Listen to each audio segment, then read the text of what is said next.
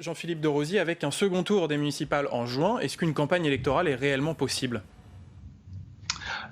Là, on attend d'en savoir un petit peu plus, et c'est justement sur ce point que le gouvernement joue gros.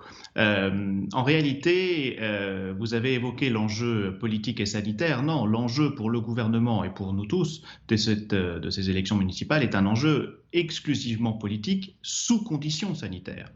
Et le gouvernement, je pense, a fait son deuil des élections municipales. Il a bien vu que le premier tour ne lui était pas très favorable et il n'espère pas les remporter. Mais paradoxalement, ce sont des élections pour lesquelles il va jouer très gros parce que elles vont solder l'échec ou la réussite de la gestion de la crise sanitaire.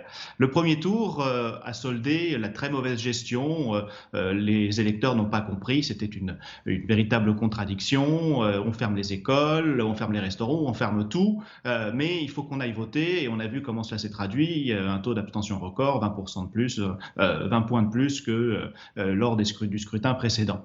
Et l'organisation du second tour pose donc la question de savoir comment est-ce qu'on va y arriver. C'est un véritable casse-tête pour le gouvernement parce que il serait tenté de dire on attend un petit peu et on le fait alors après l'été histoire que l'on soit bien sorti de cette crise sanitaire, même s'il y a un point d'interrogation là aussi, on ne sait pas quand est-ce qu'on va en sortir, mais cela suppose, ça vient d'être pointé du doigt, de reporter d'autres élections et notamment les élections sénatoriales pour lesquelles il faut un vote du Sénat avec une loi organique, accord du Sénat, donc véritablement une mainmise du Sénat sur la date du scrutin sénatorial et donc sur la date du scrutin municipal, et on sait que les relations Sénat-gouvernement ne sont pas toujours des plus paisibles.